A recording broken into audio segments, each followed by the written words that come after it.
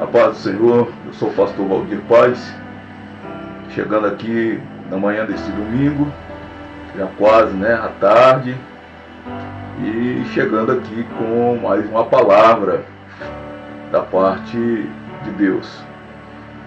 E nesta manhã eu gostaria de abordar aqui um tema que não deixa de ser importante para a vida do cristão. Haja vista o tema que nós estaremos abordando nesta manhã é o triunfalismo, ou a teologia do triunfalismo. E geralmente quando a gente fala a questão da teologia do triunfalismo, nós entendemos que isso se tornou uma raiz dentro do nosso segmento cristão evangélico. E por que não dizer que a cada dia que passa, esta raiz foi ficando mais profunda. E a pergunta é: até que ponto essa teologia ela é saudável? Até que ponto essa teologia é bíblica, podemos assim dizer? E logicamente que entendemos também que essa teologia ela é bem mais divulgada, nas igrejas pentecostalistas, e aí a gente vai dentro deste assunto nós vamos discorrer aqui em algumas teses que param sobre este assunto. E primeiramente eu entendo que essa teologia ela é algo que precisa ser estudada com os olhos da Bíblia, e não meramente com um posicionamento sem uma exegese sobre o assunto, que na realidade requer uma exegese correta, para a gente não correr o risco da gente ser leviano, e até mesmo nos acharmos em posição de estar contra aquilo que vem de Deus. E é logicamente que aí eu digo que tem que ser exegeticamente analisada, ao contexto, à luz, na realidade da Bíblia, e para a gente poder chegar a uma conclusão, e fazendo isso, eu consegui ver dentro desses assuntos pontos positivos e pontos negativos, quando a gente fala aí, geralmente, como eu já falei aqui, ela é mais difundida, pelos neopentecostais, as igrejas neopentecostais, e que explora muito essa questão, muito essa teologia, e trazendo aí, dentro disso aí, a própria teologia da prosperidade, e que no primeiro momento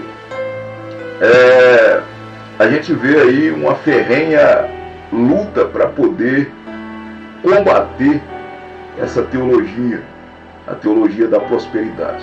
Mas eu entendo que muitas das vezes esta luta, muitas das vezes é cega, é combatida por pessoas que eles se baseiam no posicionamento de alguns, né? E muitas das vezes não tão de forma correta, né? Não tão de forma correta.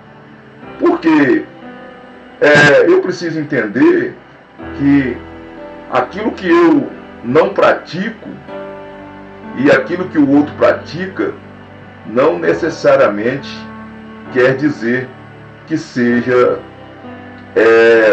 vou usar uma palavra do nosso dia a dia, que seja de Deus ou deixa de ser de Deus. Então eu não posso tirar um critério sem analisar, né? E é por isso que todo cristão ele tem a Bíblia Sagrada e se ela é o nosso manual de regra, fé e prática, ela tem que ser, né, analisada, e é ela que é, na realidade, a autoridade para podermos chegar aí a uma conclusão de qualquer coisa. Então, muitas das vezes, como eu já falei, ela é combatida com, infelizmente, somente baseada em opiniões, né? E não em um estudo pessoal para que eu possa ter, né, tomar uma posição em relação a isso. E muitas das vezes a gente corre o risco de taxar algo que, como não sendo de Deus, e lutando contra, né, sem saber na realidade a profundidade daquela causa. Então, como eu já falei, a Bíblia né, e tem que ser a base para todas as nossas convicções. Então, nós vemos aí, como eu já falei, a teologia da prosperidade, né? Aí a gente vai ver pós e contra deste movimento, né? E eu destaco aqui o primeiro ponto positivo dessa teologia, que é o quê? Fazer o crente exercitar a fé. Então, fazer o crente exercitar a fé, né? Pois, na realidade, a fé, ela tem que ser exercitada, né?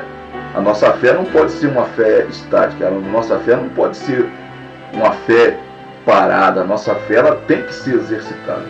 E, na realidade, hoje, infelizmente, aí, isso é pouco, na realidade, incentivado, né? Essa fé ser exercitada. E eu vejo dentro aí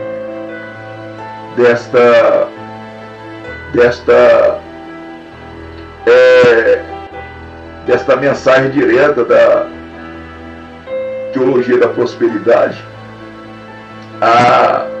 um gatilho para poder movimentar, para que possa o cristão, na realidade, movimentar por esta fé.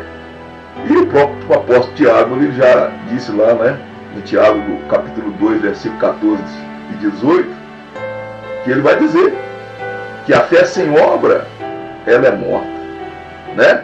A fé sem a obra, ela é morta. Obra aqui fala de ação, né? Sinergismo, né? O cristão que não se move em direção ao seu propósito, ele jamais vai conquistar, né? Ele jamais vai conquistar alguma coisa, porque e também, na realidade, né, essa conquista aí tem uma finalidade de, com o testemunho, glorificar a Deus na terra.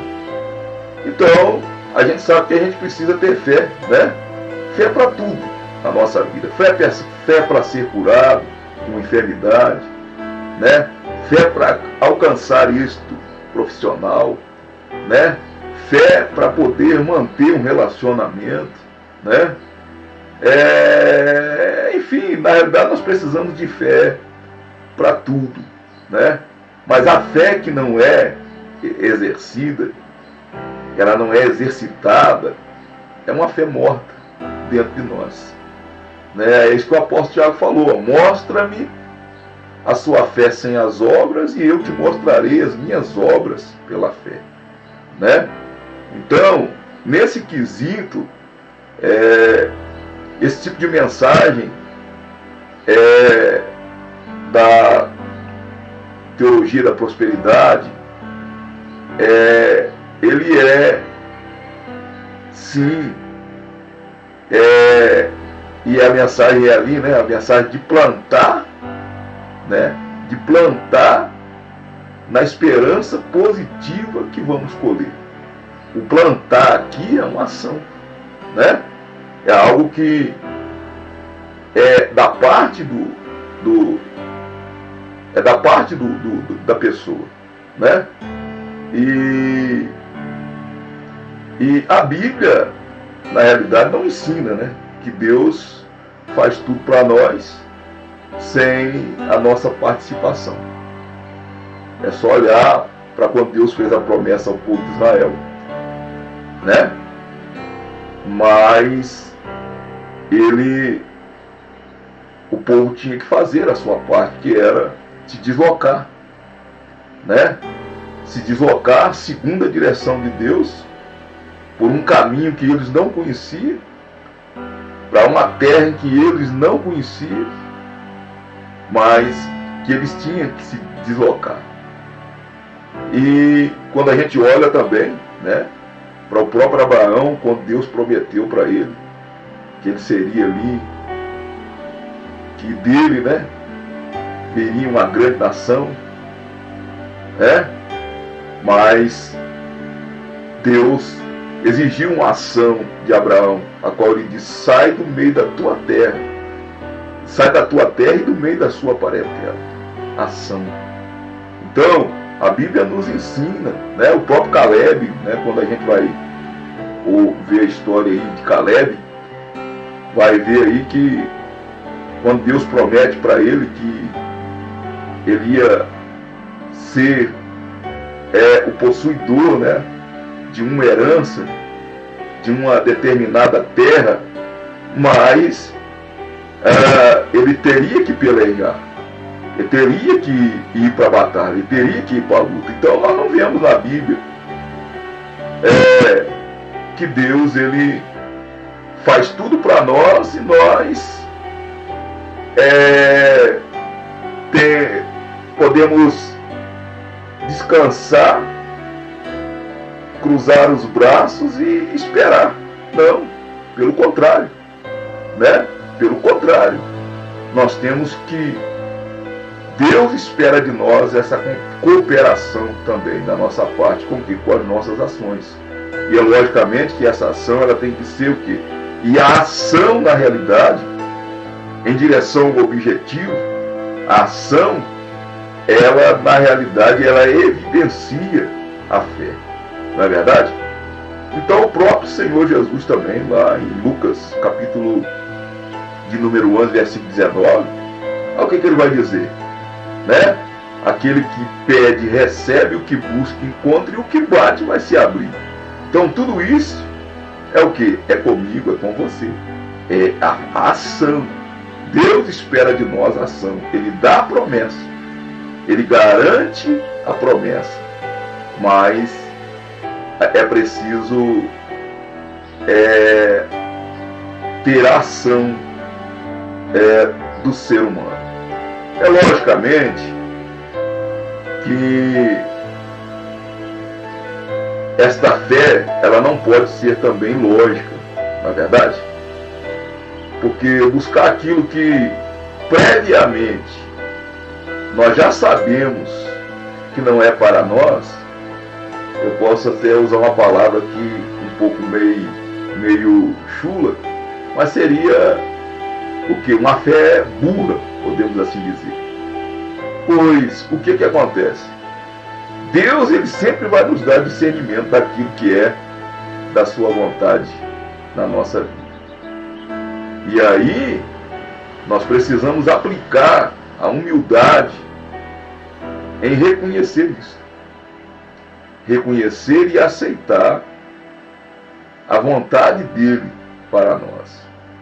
Haja vista a própria palavra de Deus vai dizer que a vontade do Senhor para nós é boa, perfeita e agradável.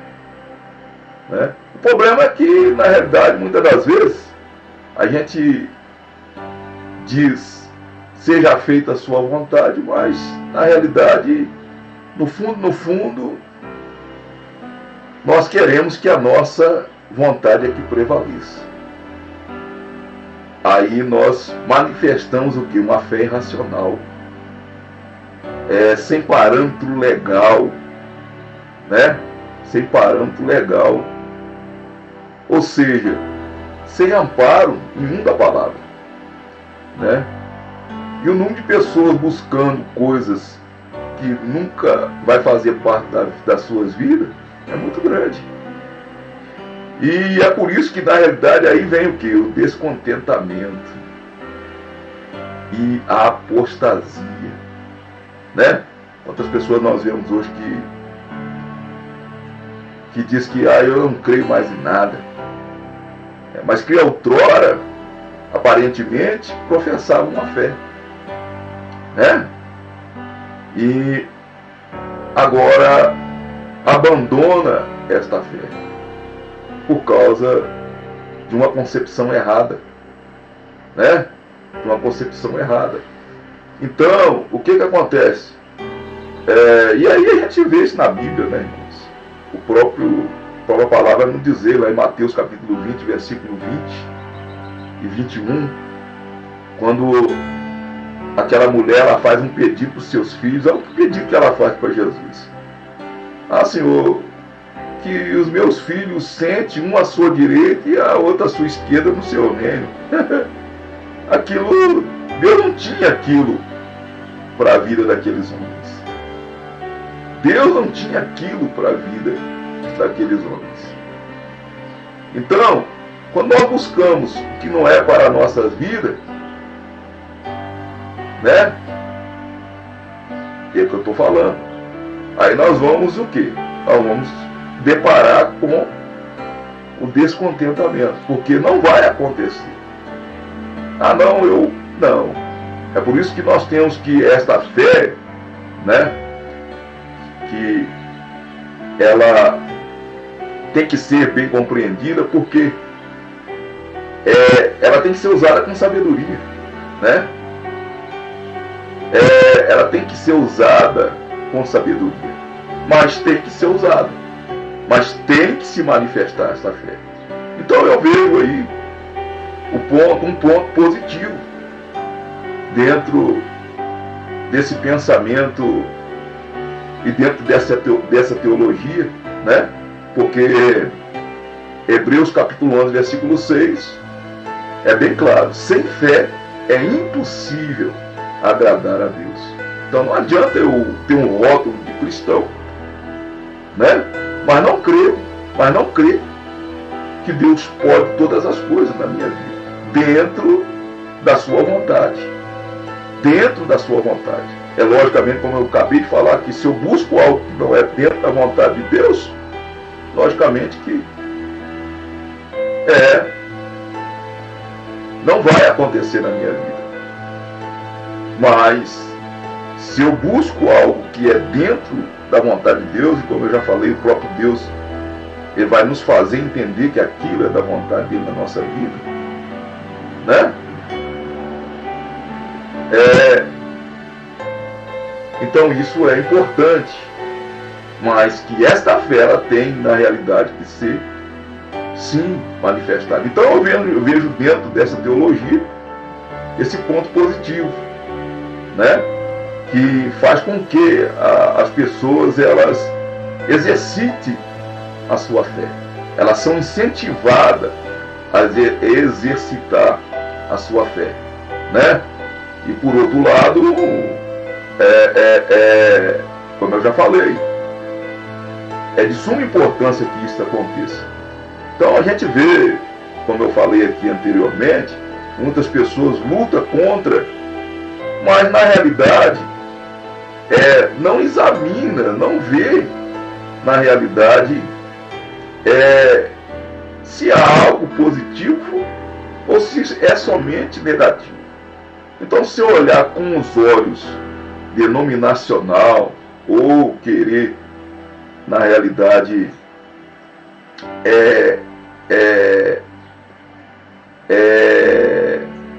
legitimar um pensamento meu em relação a determinado assunto, né? De repente eu vou, na realidade, me cegar para algumas verdades que têm que ser, né, trazidas à tona, como eu já falei.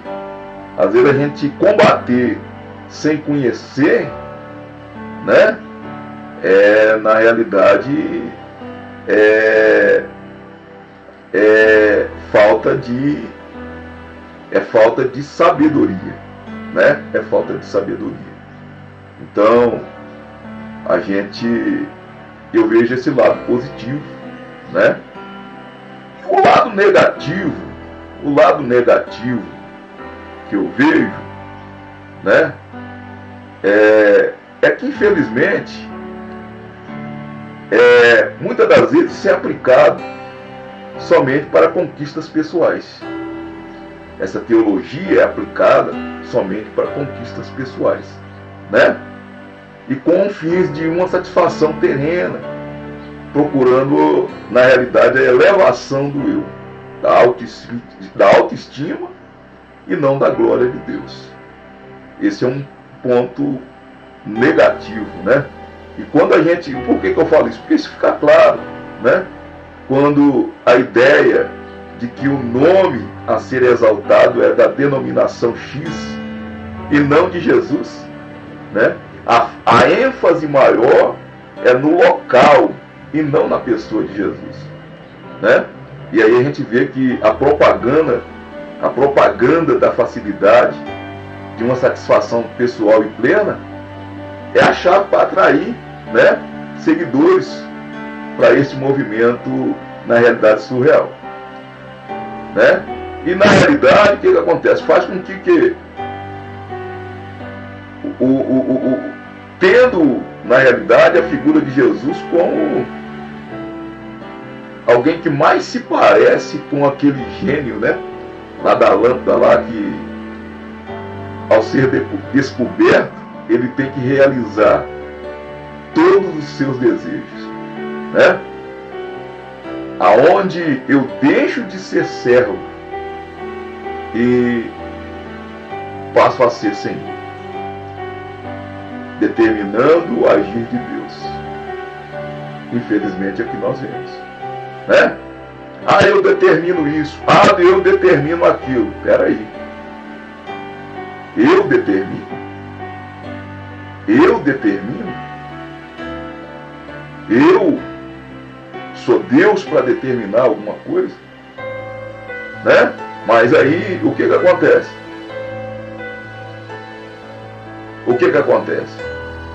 Isso é implantado.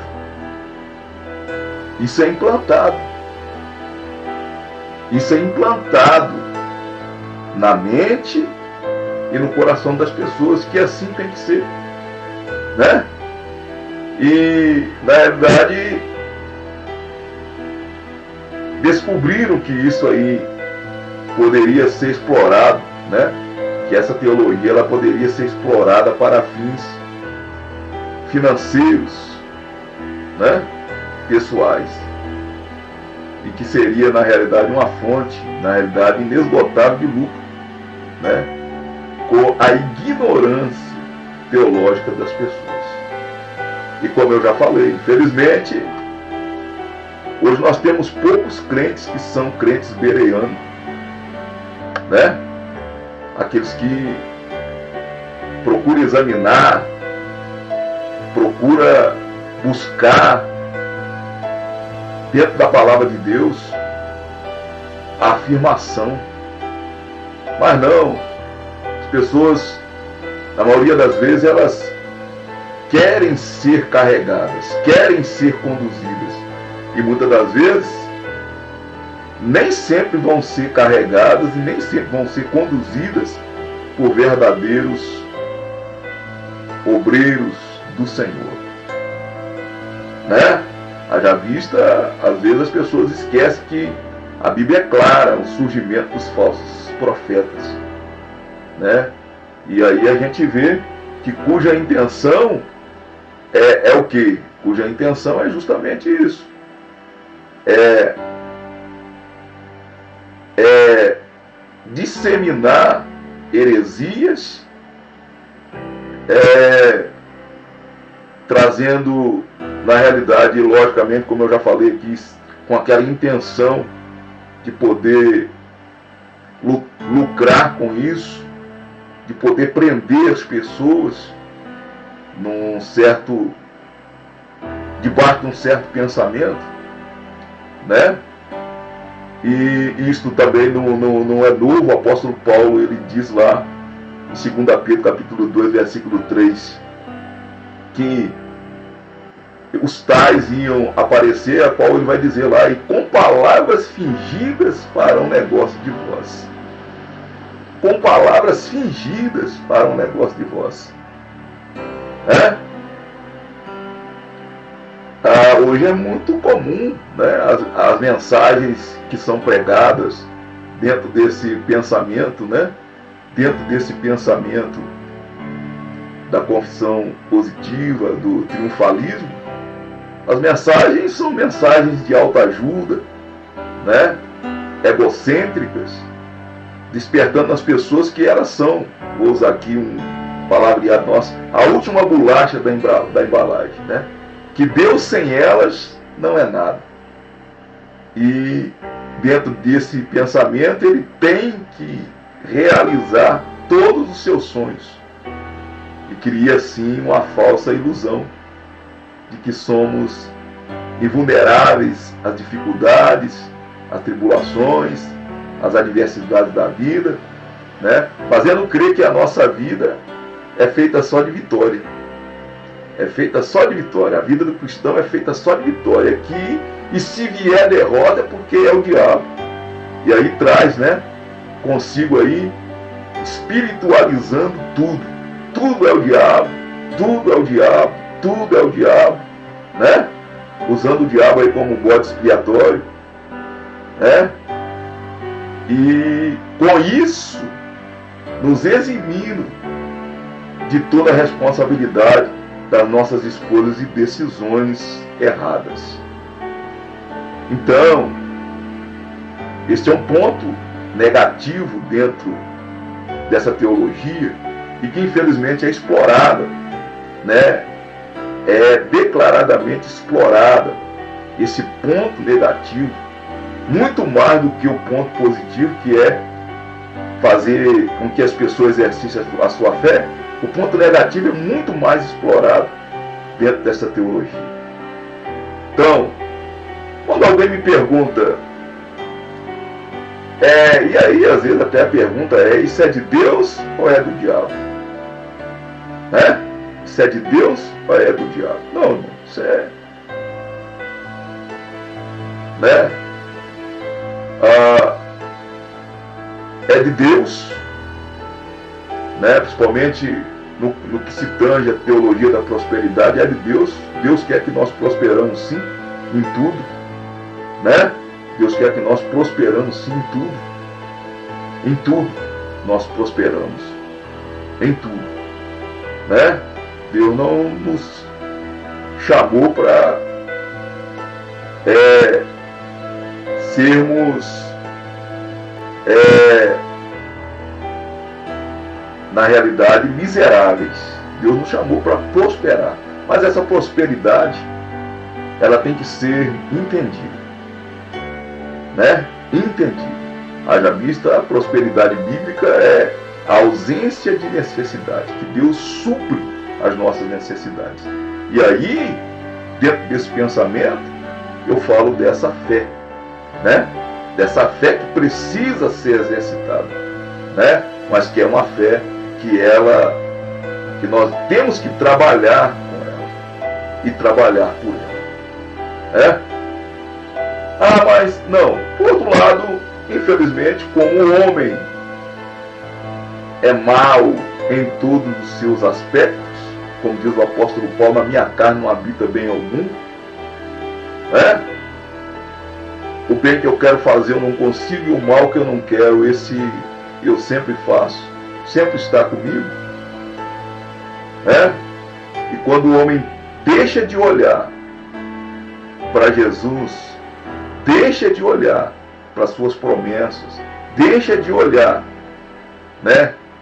para o que ele nos propõe, e volta-se para olhar para si próprio, ele cai aí nesse laço que é de poder ser saciado de qualquer forma, de autossatisfazer de qualquer forma. Então, e aí passa, na realidade, ao quê? A buscar e a desejar somente o reino terreno. E o apóstolo Paulo, se eu não me engano, ele vai nos dizer que se nós esperarmos em Cristo só nas coisas aqui dessa terra, nós somos os mais miseráveis de todos os seres humanos. Então eu deixo aqui uma breve um breve rascunho dentro desse assunto. Haja visto, nós temos aí eu tenho feito aí uma matéria sobre esse assunto, mas estou deixando aqui, fazendo aqui simplesmente um rascunho aqui, um pequeno esboço deste assunto, mas que possa servir para o seu despertamento. E mais uma vez eu te digo, antes de rotular alguma coisa como sendo do diabo, ou sendo errado, ou sendo herético, primeiro é necessário, à luz da palavra de Deus, analisar e tirar a sua conclusão. Então, deixo aqui este recado aí na manhã desse domingo, que Deus continue abençoando a todos, em nome do Senhor Jesus, e até uma outra oportunidade. Aqueles que quiserem saber um pouco mais sobre esse assunto e outros mais, eu deixo aí meu WhatsApp, que é o 31 971 02 4602. Entre em contato e nós estaremos aí à disposição. Amém? Que Deus em Cristo abençoe a todos nesse domingo, em nome do Senhor Jesus.